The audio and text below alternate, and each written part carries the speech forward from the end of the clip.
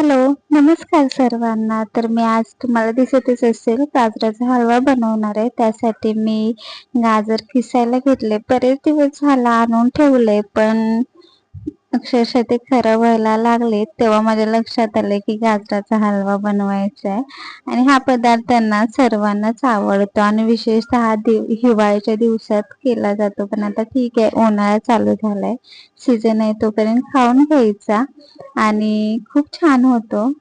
तर एक छोटे छोटे कट केल्यामुळे मला खिसायला पण खूपच प्रॉब्लेम येत होता.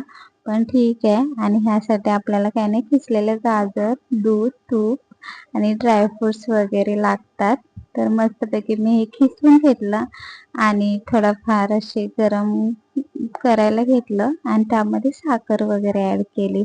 तूप नसल्यामुळे मी ह्यामध्ये लोणीच ऍड केलं, घरचंच होतं. आणि विशेषतः ना गाजर खाणे हे आरोग्यासाठी खूप चांगलं राहतं, म्हणजेच फायदेशीर असतं, कारण त्यात व्हिटॅमिन ए असतं.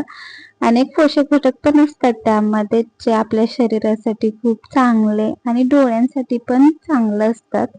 तर बघू शकताय माझं प्रिपरेशन.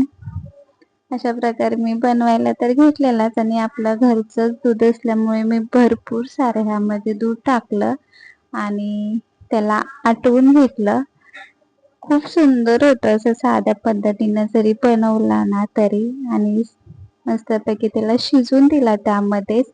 आणि बघू शकताय दही खूप छान झालेला आणि शेवटी मी ट्राय केला तर खूप छान झालेला.